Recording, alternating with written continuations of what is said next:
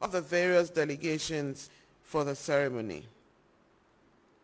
Distinguished ladies and gentlemen, an elaborate security operations plan has been developed by the security agencies working in tandem with the inauguration committee to ensure that security is maintained before, during, and after the ceremony.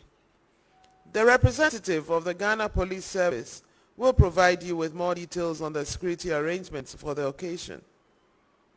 The committee has been minded by the COVID-19 protocol for social distancing, which will be adhered to.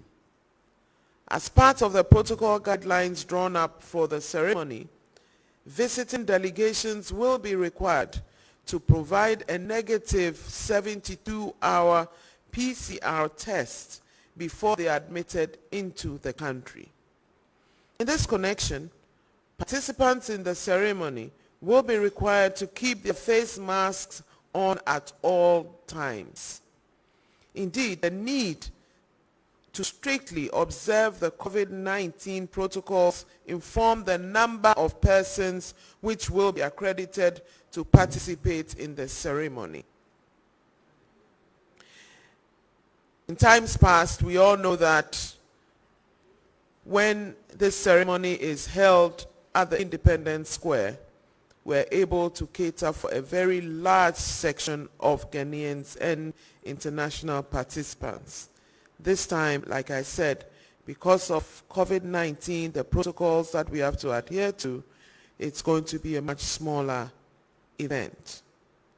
The committee understands the huge public interest in the ceremony, but increasing the numbers will be simply disregarding the COVID-19 protocols with its attendant dire consequences for the health and safety of everybody.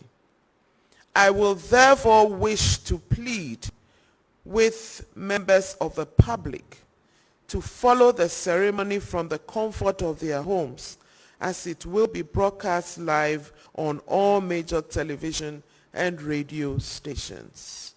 So if you do not have an invitation, please do not come to the premises. Distinguished ladies and gentlemen, after the president-elect takes his oath from Parliament, before Parliament, and the subsequent presidential salute, guests will be hosted to a luncheon at the Accra International Conference Center. The media will be central to the success of this solemn but important constitutional activity in our democratic dispensation. With the support of the media, we can get the relevant information to the general public and cause the public's cooperation for a seamless ceremony. Having said this, I would now like to yield the floor back to the Deputy Minister for Information, Honorable Pius Hajide, to provide this meeting with pertinent information in respect of the media, in respect of publicity and other arrangements for the ceremony. But before he does so, let me conclude my remarks by reiterating my gratitude to the media and the members of the committee for the cooperation and solidarity which have characterized our exchanges and preparatory activities for the forthcoming swearing-in ceremony. I'm available to provide additional information and clarifications that may be requested by members of the media. I thank you.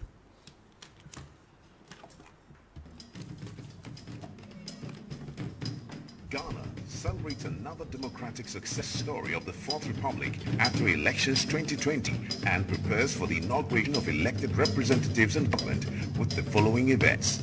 At 10 a.m. on 5th January 2021, His Excellency President Nana Akufo-Addo will deliver his end-of-term State of the Nation address before the 7th Parliament of the Fourth Republic. On the stroke of midnight on 6th January 2021, the 7th Parliament would stand dissolved. There will be the selection of Speaker of Parliament and 2 Deputy Speakers, paving way for the inauguration of the 8th Parliament of the Fourth Republic.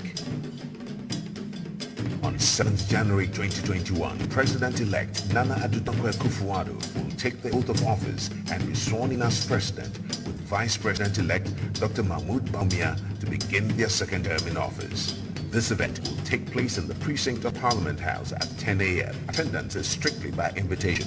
These landmark events to strengthen Ghana's democracy will be live on this network and other digital online platforms. Long live the Republic of Ghana. Thank you very much, the Honorable Minister and Chairperson of the Inauguration Subcommittee of the Transition Team. Without a doubt, you have been extremely busy coordinating the efforts of the committee, and your country is grateful to you for your continued services. Indeed, we acknowledge receipt of over 200 requests for media accreditation to cover the swearing-in and investiture of President Akufo-Addo and Vice President Alhaji Dr. Mahmoud Bawumia. A media village with capacity to seat about 200 media personnel has been erected within the precincts of Parliament, and within which all media personnel will operate. All media personnel will operate from within the media village, which has been erected within the precincts of Parliament. We all know that there are over 400 television and radio stations across the country that are willing and are capable of transmitting the event. But we are unable to allow 400 cameras and microphones within the main chamber of the event. The state broadcaster, the Ghana Broadcasting Corporation, GBC, will handle the entire television production from the main chamber of Parliament, and both television and radio production from within the main chamber of Parliament. They will transmit clean feed on satellite Astra 4A and also on free-to-air FTA, on logical channel LCN 5, logical channel number 5, GTV Live. The feed will also be available on the national DTT platform. GBC will also provide clean feed on SDI and HDMI platforms at the media village for all media practitioners who want to stream the footage.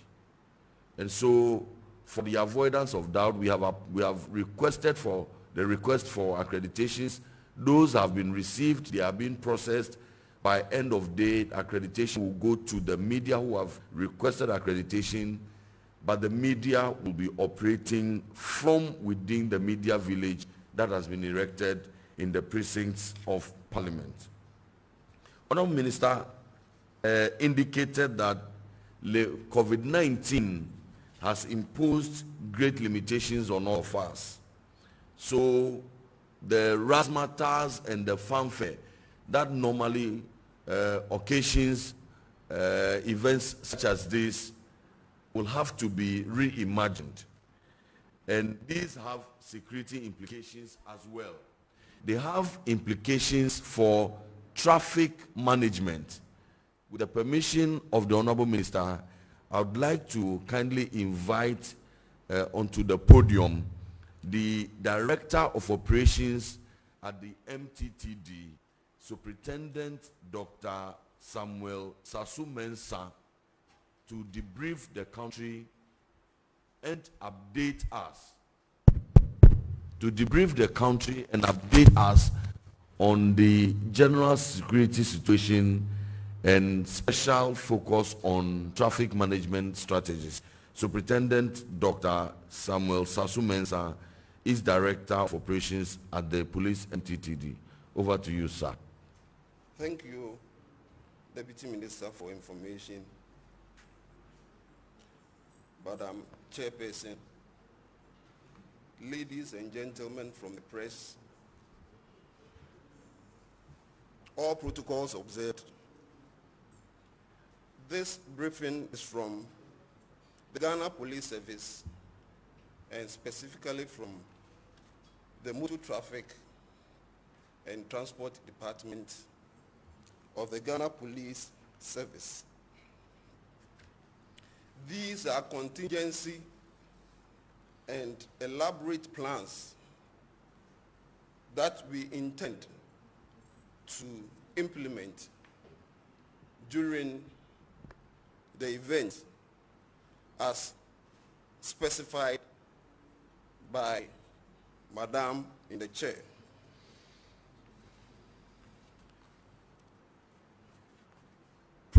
Practically what we are going to do is we are going to cordon off the enclaves of where the event is going to be held.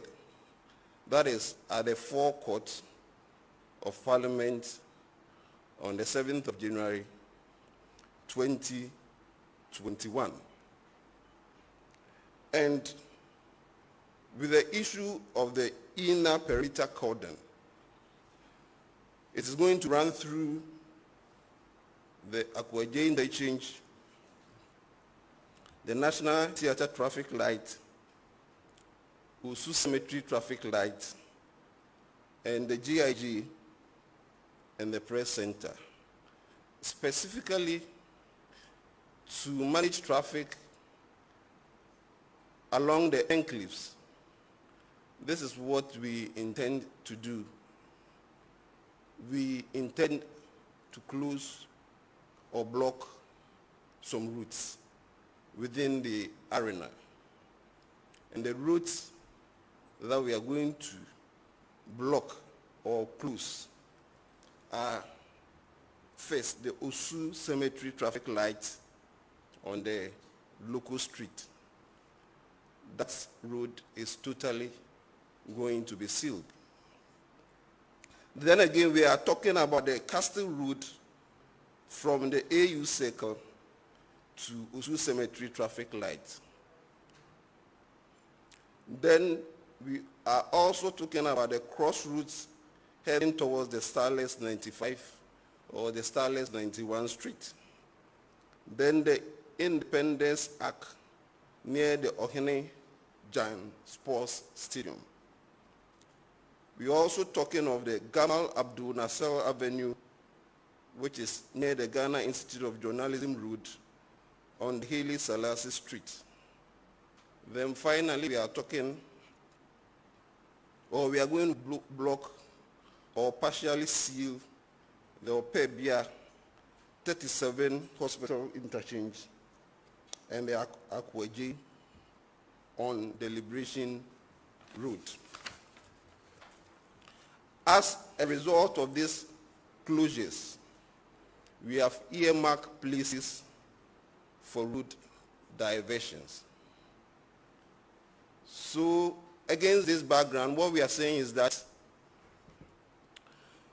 motorists who are driving from the local streets are expected to use the 28th February route through the John Evans at Amos High Street to the Central Business District, or pass through the Oxford Street, through Dankwa Circle, and then to the Ring Road en route to Kwame Nkrumah Circle, and continue with their various destinations.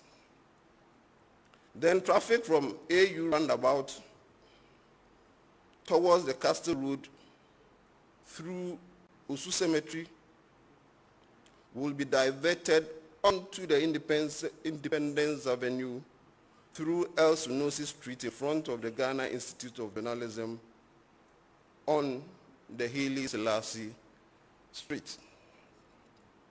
Then we are talking of traffic from CBD, Kimbu on the Independence Avenue will also be diverted onto the Barnes route and Liberia route to link up to Kanda and then to Medina. Finally, traffic which is merging from Medina on the Liberation route would also be diverted onto the Kesley-Hayford Road, then to Obasanjo Highway and the Kanda Highway to link up with Central Business district.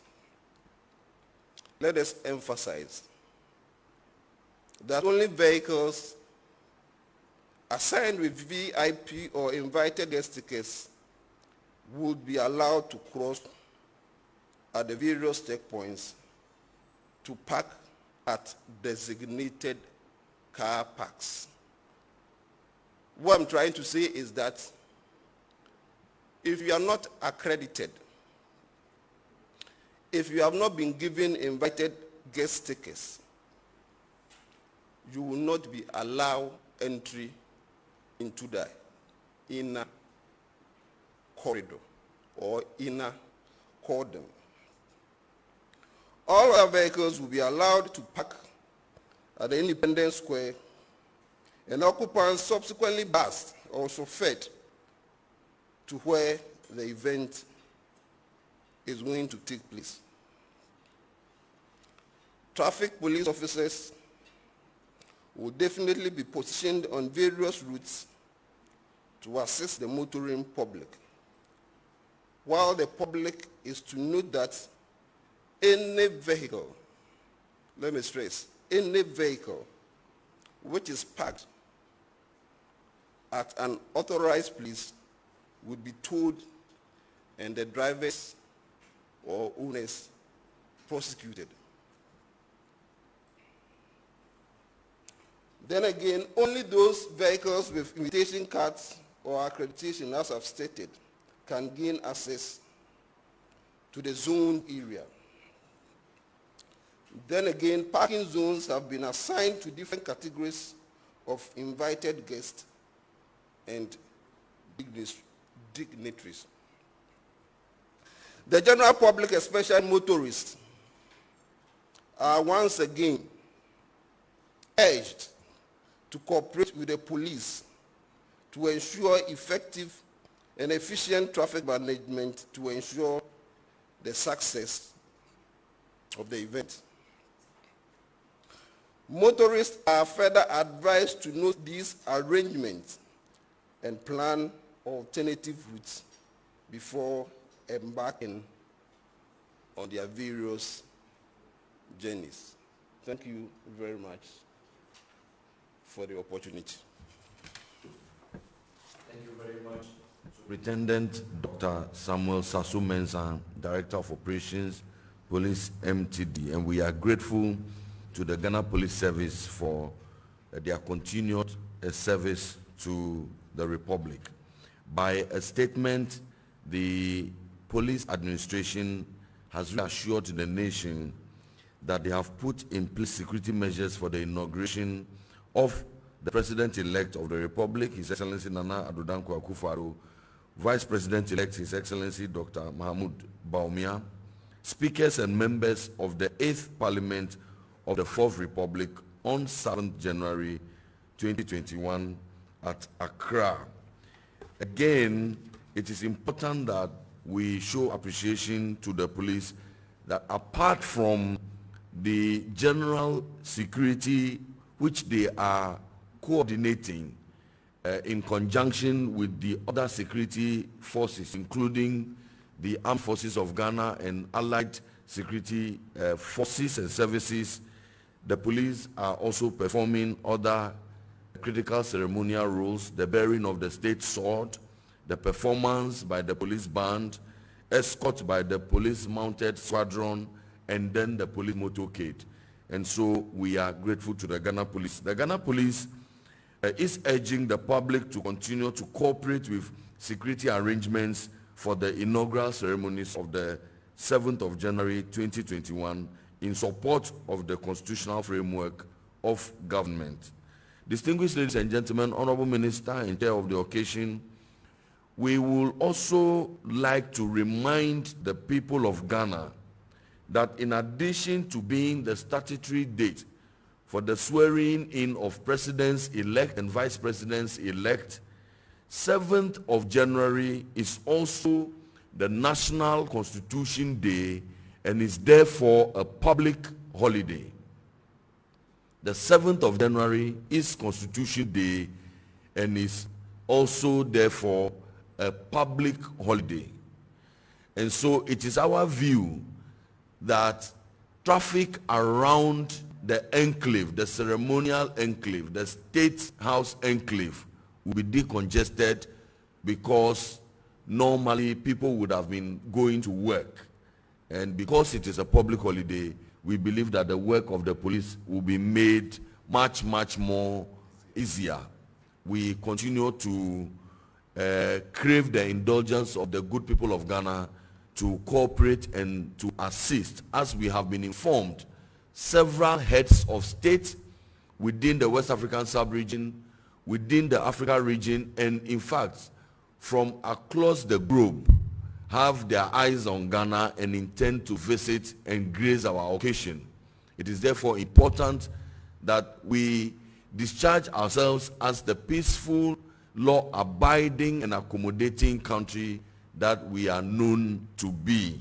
And so please, the general public is advised, and strongly so too, to follow the beautiful and solemn ceremony of inauguration of the president on television and on radio from the comfort of our various homes. Dr. Samuel Sasumensa, you may resume your seat now, and we can allow for questions. The Honorable Minister has a very, very busy day today. She, again, is a member of Parliament, and today is a busy day for them. And her last day in Parliament, she served the people with distinction, and when the applause was loudest, the Honorable Minister decided on her own to make way for other equally capable hands to take charge. And so today is the last day in Parliament. We have to let her enjoy it to the fullest. But committee duties also are calling, and so please, we shall allow her back on the podium. If there are any questions for the Honourable Minister, this is a good time to take the questions. Honourable Minister, you are back on the podium, and then if I can be assisted to set up the microphone, and we can take the questions that we want to ask.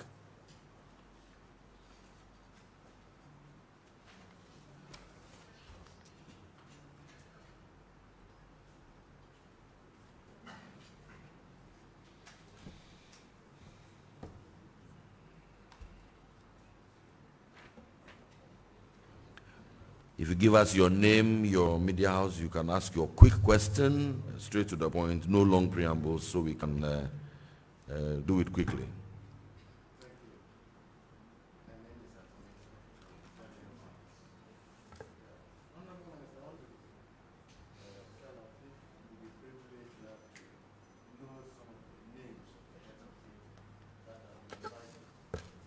And as you rightly said, since we are complying with the COVID-19 protocols, invited heads of state supposed to present negative PCR test results.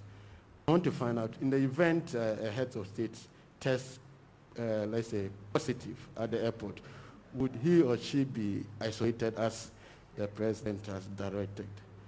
Then I also read that an erected tent has been put in place at the Parliament House where the president will be sworn in. I want to find out whether it is appropriate and it has any legal implication, since you have been announced that the ceremony is supposed to take place at the chamber of Parliament. But now that an erected tent has been put in place outside the Parliament House or the chamber, would it have any legal implication? Then I also want to find out the time. You said 11 o'clock, but the advertised time that have been running on radio and other social media is 10 o'clock. So is it contradictory? Thank you very much. Thank you very much. You've asked 3 very interesting questions. That is, if a head of state tests positive. If you listened carefully to what I said, all visitors will be required to present a negative PCR test on arrival. So if a head of state or any guest tests positive, they will not even set off to come to Ghana. And this is the usual protocol. When we are going, we are also required to ensure that we do the test before we embark on the journey. Anybody who tests positive will not travel. Tent, whether the swearing in the tent is legal. I said that Parliament is a master of its own rules. Parliament can decide to sit under a tree. Once they are gathered, it is Parliament. So if you recall, in times past, we have held this ceremony at the Independence Square. And the President-elect, Vice President-elect have been sworn before Parliament. So Parliament is constituted once the Speaker is present, members of Parliament are present, and the mace, the symbol of authority, is present. So we can decide as Parliament to even go to my constituency on a park and meet there, and it will still be a properly constituted Parliament. So yes, the tent, which has been erected right in front of the chamber in the precincts of Parliament, once the Speaker and the parliamentarians and the mace are present in that tent, that is Parliament. And then the other question you asked is that it's been advertised that we will start at 10 o'clock. The ceremony, like I said, will start at 11 a.m. However, all guests must be seated by 9:45. By 9:45, different activities may, or by 10 o'clock, different activities may start. The Speaker and the clerks will file in around that time. The judiciary, the Supreme Court, they will file in as well. So it is a process. Then the heads of state will come in before the Vice President-elect and the President-elect. And then at 11 a.m. prompt, the ceremony will start. Oh, yes, the names. So far, we have several heads of state who have, and government who have accepted or who are going to be part of the ceremony. Senegal, Cote d'Ivoire, Burkina Faso, Mali, Chad, Angola, Equatorial Guinea, Sierra Leone, Guinea-Bissau, Liberia, Guinea, Togo, Niger, and the other countries that will be represented, such as Gambia and Nigeria, by the foreign ministers. We also have the foreign minister of India, the foreign minister of France, foreign minister of Rwanda, foreign minister of Gabon. We also have the Attorney General and Minister of Justice of Gambia. We have the UK Minister for Africa. We have the US Special Envoy responsible for the Sahel. Of course, we have the President of the ECOWAS Commission and also the Chairperson of the AU Commission. We have representatives of the Conservative Party from the United Kingdom, and we have representatives of the CDU and allied parties from Germany. So far, these are the confirmations we have. Thank you. Thank you very much, Honourable Minister. We shall take the next question.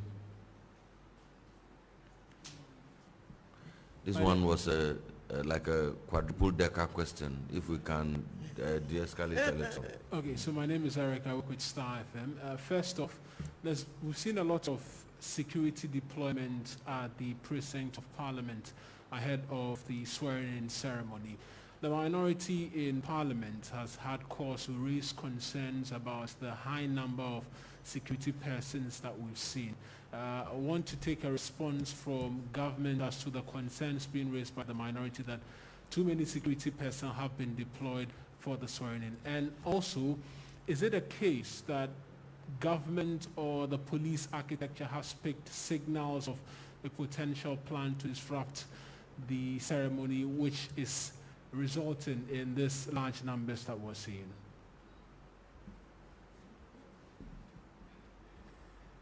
Good morning, Honourable Minister. My name is Nana Peku from Daily Searchlight. Currently, we have almost neck-to-neck parliamentarians from both sides, the two major parties. Now, in your estimation, assuming that there's a deadlock of selecting a speaker, what happens? Because we now have 107 with one independent. So if we come to a deadlock and there's no a clear choosing of a speaker from both sides, what happens to Parliament? Is it going to stall the work of Parliament, or what is going to happen to our democracy? Thank you. Honourable Minister, you have been invited to speculate on what may happen in Parliament. I don't think that it's fair to you to speculate the ifs and whens. But I shall defer to you if you feel like you have a response. We will be too kind to receive. I'll defer to you, and I'll come back to the general issue of security and over-deployment. Minister. Okay, thank you. Thank you very much.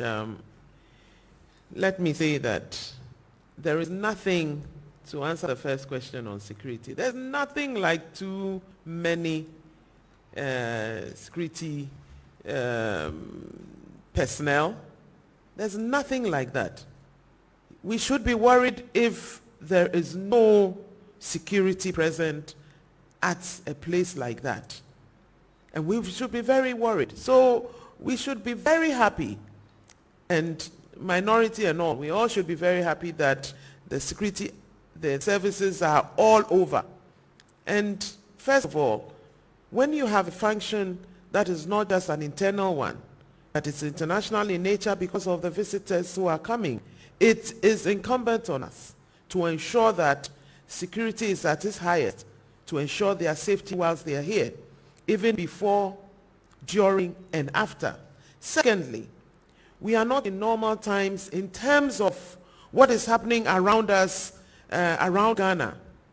And so every country, whether every West African country, whether it's Ghana, Burkina Faso, the Côte d'Ivoire, all our countries are always these days on very high alert because of all the activities of terrorists and all these things are happening. So yes, it is important. Yes, it is important. And again, yes, it is very important to have them. Now, on your question about a deadlock, this is pure speculation. And I don't want to delve into that. But I can assure you that we have a majority and a minority. Even if it's by one, it is still a majority. And in Parliament, when a speaker is being elected, even when you have a huge majority, there are a few incidents which are part of parliamentary proceedings in the election during the election of a speaker. So, I mean, really, we shouldn't speculate. I believe that at midnight when Parliament constitutes, a speaker will be elected. Thank you. Thank you very much, Honourable Minister. And if I may also ask the questions about, are there plans, or do we suspect or have intelligence about plans to disrupt the ceremony? The answer is that like Minister has said, no responsible government will leave any stone unturned, and that security is one of the foremost responsibilities of any government. And so we shall not renege or relegate on it. The suggestion has also been made rather erroneously that our members of parliament are also a possible point of distraction. We do not hold that view. It is our considered opinion that members of parliament, both present and incoming, are persons of high repute, and they have been duly elected by their constituents to represent them and to perform duties imposed on them by the Constitution, including the attendance at parliamentary meetings, selection of speakers, and so on. And so we are very clear in our minds that the Parliament of Ghana is up to the task, and that there will not be any problem from any quarter whatsoever, irrespective of which political party they may be representing in Parliament. We are very confident about our parliamentarians. We hope and pray that we shall all live by the Constitution and do just by it. Another important announcement: the committee would want to inform the general public that vehicles, all vehicles, will be parked at the Independence Avenue, Independence Square, and there will be shuttle services between the Independence Square and the precincts of Parliament. So if you have your car, like we have been informed by the Director of Operations, there has to be a sticker on your car to allow you entrance into the main venue. But even then, you cannot park within the venue. You have to move. If you have a driver, the driver can drop you off within the venue and move away, not within the precincts, around the perimeter, and move away. No car can park within Parliament, and you have to go to the Independence Square. For those of us who do not have the stickers, the car stickers, but we do have invitation cards, you follow the route as has been instructed by the police MTTD. You get to the Independence Square, you use your invitation card. It is an access. It's more like your trot-rough ticket. But it's not trot. These are air-conditioned buses provided, kind courtesy, the hard-working minister. The committee has provided very comfortable STC air-conditioned buses.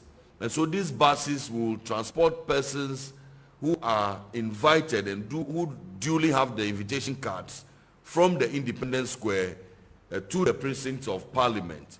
And so let us take note of that as well. And for the avoidance of doubt, the diversions will be made available on our social media handles, and we will kindly request our friends in the media to amplify. People need to know the roads that have been closed and what the alternative routes are. We are grateful for your participation and your partnership, our friends in the media, and we rely on you. We are live on GTV, the station of the nation, Joy News, Asempa FM, Oman FM, Asasi Radio, MX24 television. We are also streaming live on myjoyonline.com. We are also streaming live on all social media handles of the Ministry of Information. In the absence of any further questions, are there any other questions? Honorable Minister, do you want to make a closing remark?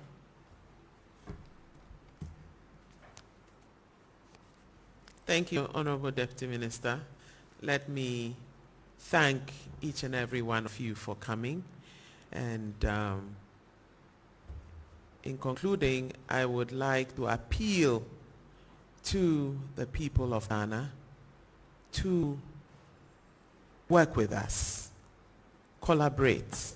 Please, please, we have laid out all the do's and don'ts, the processes, what needs to be done, what is going to happen, and we are hoping and praying that you will do your best. Two, for those of you who do not have any invitations, please watch the ceremony. It will be a beautiful ceremony in the comfort of your home. For those of you who have invitations to come, please adhere to all the protocols that we've put in place and also adhere to the COVID-19 protocols. We do not want a situation where we would finish this beautiful ceremony and then there will be a spike in numbers because people come, they do not wear their face mask, they don't adhere to the protocols that have been set out for all of us. But I can assure you that Ghanaians are always decent and law-abiding people, and therefore those who come, I hope that we will keep to all these accolades that always define us, and for those of you who can't come also, you will join us and celebrate with the President-elect, with the Vice President-elect, and that I can assure you that the next 4 years will be 4 years of service to the nation by His Excellency Nana Addo Dankwa Akufo-Addo and the Vice President and his government. So thank you so much for coming. Thank you, media, that you will conduct your affairs as the Deputy Minister has laid out the procedures, what you need to do, how you will be accredited, and how you will take your feed from GBC, that it will be done as usual, like you always do, in a very orderly manner. We thank you. Thank you very much, Honorable Minister. Yes. So please, let's be reminded, the Minister has told us that by 9:45 we should all be seated, and so it means that the buses that I spoke of will start leaving the Independence Square at 8 o'clock, and by 9:30 the buses would have stopped transporting people. The buses would have stopped transporting people from the square to the Prince. That is the only way we can be seated by 9:45. We thank you very much and do have a good day.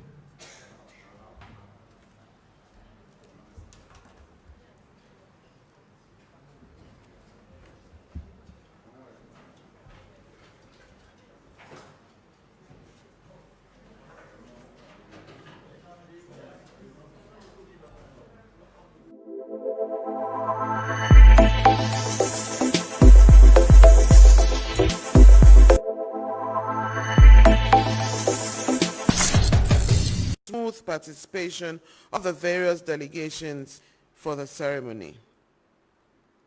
Distinguished ladies and gentlemen, an elaborate security operations plan has been developed by the security agencies working in tandem with the inauguration committee to ensure that security is maintained before, during, and after the ceremony. The representative of the Ghana Police Service will provide